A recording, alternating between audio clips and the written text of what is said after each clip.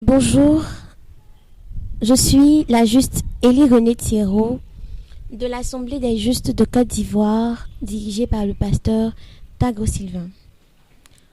De par cette vidéo, je viens témoigner de ma foi, mais aussi vous parler du 16e ouvrage du révérend Paul Seyong, intitulé « De la circoncision physique à la doctrine de la repentance ». Ce livre traite des chapitres 1, 2 et 3 du livre de Galates. Déjà, il faut savoir que dans l'église de Galates, il y avait des saints. Et ces saints-là croyaient en l'évangile de l'eau et de l'esprit. Cependant, ils ont commencé à ajouter à cet évangile-là un autre évangile qui est la circoncision physique, c'est-à-dire la circoncision dans la chair. Ils ont rajouté cette foi-là, cette doctrine-là, dans leur croyance. Et donc, c'est pourquoi l'apôtre Paul, qui prêchait l'évangile authentique, l'évangile qui était avant l'édit de Milan, s'est vu étonné de constater que ces saints-là de l'église de Galatie s'adonnaient à repartir sous la loi de Moïse. Pourquoi ? Parce que depuis Adam jusqu'aux apôtres, tous les hommes de Dieu ont cru en l'évangile de l'eau et de l'esprit qui dit que Jésus-Christ est venu par l'eau de son baptême, son sang à la croix, et nous a sauvés une bonne fois pour toutes de tous nos péchés. Cet évangile-là nous dit que nous ne sommes plus sous la loi, mais que nous sommes sous la grâce de Christ. Donc, l'apôtre Paul est étonné que des gens qui ont reçu la grâce de Christ puissent dire que malgré la foi de Christ qu'ils ont reçue, ils veulent quand même ajouter les œuvres de la chair. On peut déjà déterminer que c'est une forme de justice humaine qui était recherchée par derrière. Pourquoi ? Parce que dire que Jésus nous a sauvés, oui, mais nous devons quand même faire des œuvres, respecter la loi, faire des prières de repentance et tout. C'est ajouter quelque chose à la foi, c'est ajouter quelque chose aux œuvres que Christ lui-même a fait. On va lire ensemble le Galates 2, le verset 20. Je lis Paul qui dit « Je suis crucifié avec Christ, et ce n'est plus moi qui vis, c'est Christ qui vit en moi. Ma vie présente dans la chair, je la vis dans la foi au Fils de Dieu qui m'a aimé et qui s'est livré lui-même pour moi. » Est-ce que quand on lit ce passage, est-ce que nous entendons parler d'œuvre de Paul ? Est-ce que nous entendons Paul parler seulement du sang à la croix de Christ ? Est-ce que nous entendons parler de prière de repentance ou de respect de sabbat ou de respect de loi ? Aucunement. Ça veut dire qu'il n'y a aucune œuvre à faire dans le salut de Jésus-Christ. Et c'est ces mêmes circoncisionnistes d'avant qui disaient aux chrétiens saints de Galatie que vous croyez en l'évangile d'eau et d'esprit, c'est vrai, mais vous devez ajouter à cela la circoncision. Pourquoi ? Parce que c'est une alliance qu'Abraham a tissée avec Dieu. Donc si vous ajoutez ça, ça va encore parfaire votre foi. C'est complètement fallacieux. Pourquoi ? Parce que la promesse qui a été faite à Abraham s'est accomplie en Jésus-Christ. Abraham a été justifié, a été déclaré juste par sa foi en Christ.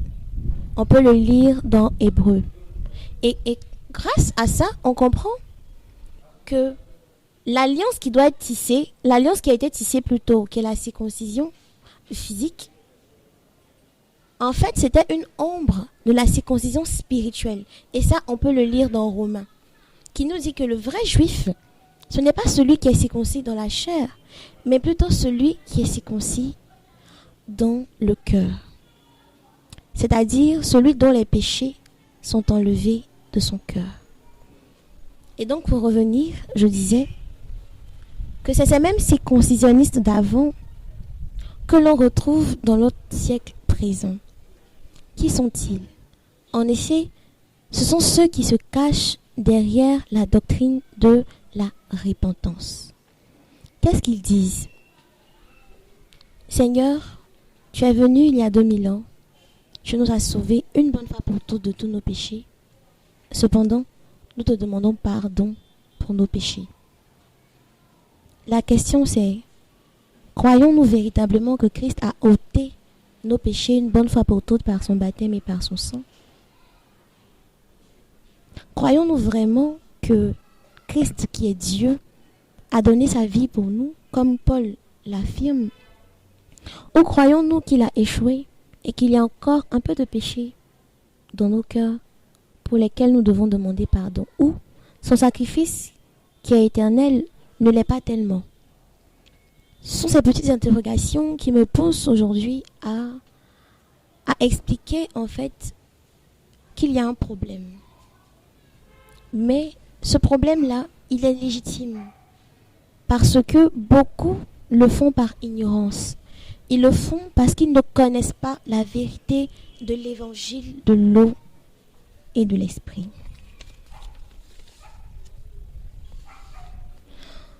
En fait, la loi, je vous rassure, elle est bonne.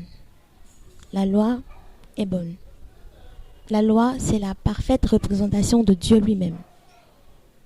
Quiconque respecte la loi entièrement est comparable à Dieu. Et pour appliquer quelque chose, il faut connaître cette chose et connaître son but. La Bible est claire. La loi ne sauve pas. La loi ne peut sauver personne. Cependant, la loi est un pédagogue pour nous conduire à Jésus-Christ. C'est son rôle. Pédagogue vient du grec païdagogos, qui signifie un serviteur qui conduit jusqu'à un autre. Et la loi a été donnée à Moïse 430 ans après Abraham. Si vous voyez, donc, Abraham n'a pas été sauvé par la loi. Et quand cette loi est donnée au peuple de Moïse, elle est donnée pour qu'ils se rendent compte de leurs péchés. Donc la loi nous montre à quel point nous sommes des pécheurs.